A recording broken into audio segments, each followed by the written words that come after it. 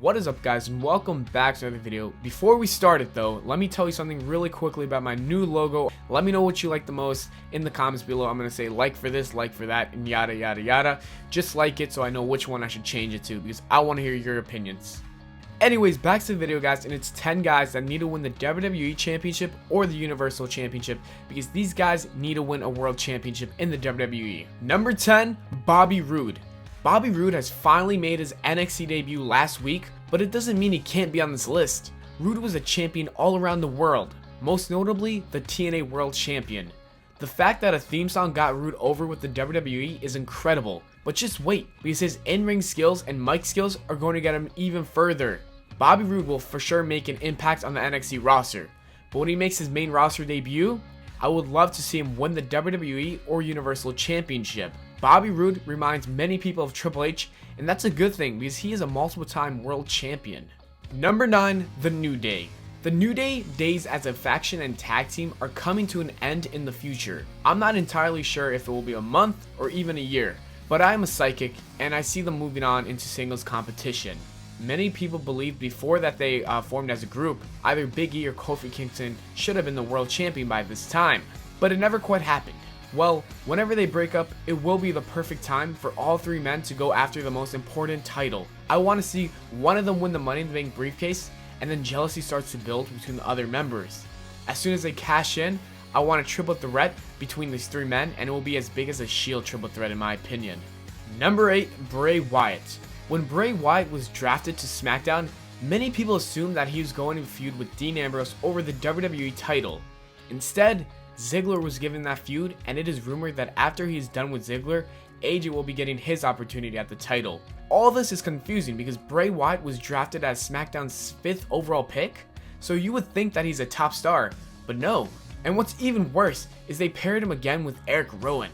Bray Wyatt is very much well deserving to win the WWE title. He's one of the current best talkers on the mic, and he can have entertaining matches as well. Let's just hope WWE sees his potential and utilizes him. Number 7, Samoa Joe. Samoa Joe has been truly incredible in NXT after winning the title.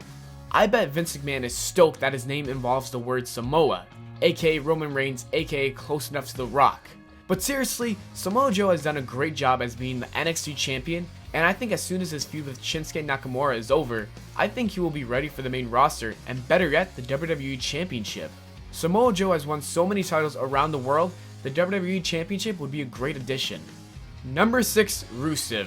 Rusev is a special talent that the WWE almost ruined. Remember when Cena ruined all his momentum, he was involved in an awful feud with Ziggler, and then he was thrown in one of the worst factions of all time? Yeah, somehow Rusev managed to get out of that terrible mess of a year and rejuvenate himself into a star. He's the current United States champion, and he made that title mean something. Of course with the help of Roman Reigns, Cesaro, and Sheamus, but Rusev has it all. He's great in the ring, awesome on the mic, and he has a look.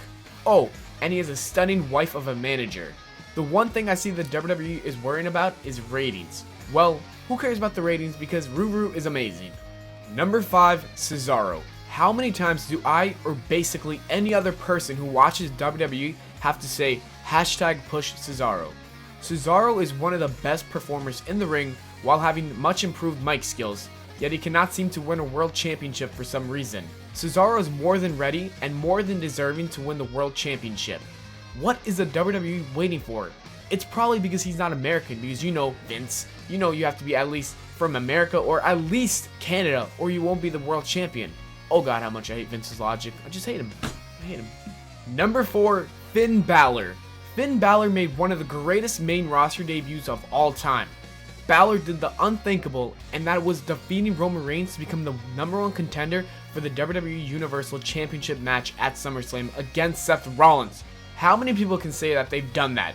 Imagine him winning his first world title in a month within his debut. And what makes it better is that he would defeat Rollins in a great match that people would not forget about. Finn Balor would become an instant star and the first Universal Champion of all time. He needs this win more than WWE thinks he does. Number 3, Kevin Owens. Kevin Owens is amazing at whatever he does.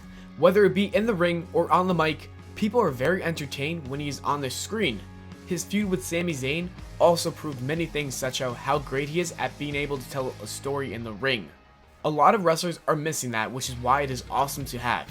Currently, Jericho and Owens are in a tag team, and I like it, but whenever they split up, I want to see him win the WWE Championship because he's that damn good. A perfect place would be in Canada at Survivor Series this year. Number 2, AJ Styles. AJ Styles is the best wrestler on the roster. You can literally put this man in the ring with anyone and it will be a good match. He made Roman Reigns look like a superstar, and his match with Cena was excellent. AJ Styles as a heel is great because his mic skills have been much better than when he made his debut. Styles is scheduled to feud with Ambrose over the WWE Championship, and I truly believe he must win. Yeah, Ambrose is a good champion, but Styles is 39 years old, and we're unsure how much longer he can wrestle for. I hope he fights forever, but you can't get what you want. I don't want to include AJ in a list that would be like top 10 greatest wrestlers who never win a world championship in the WWE.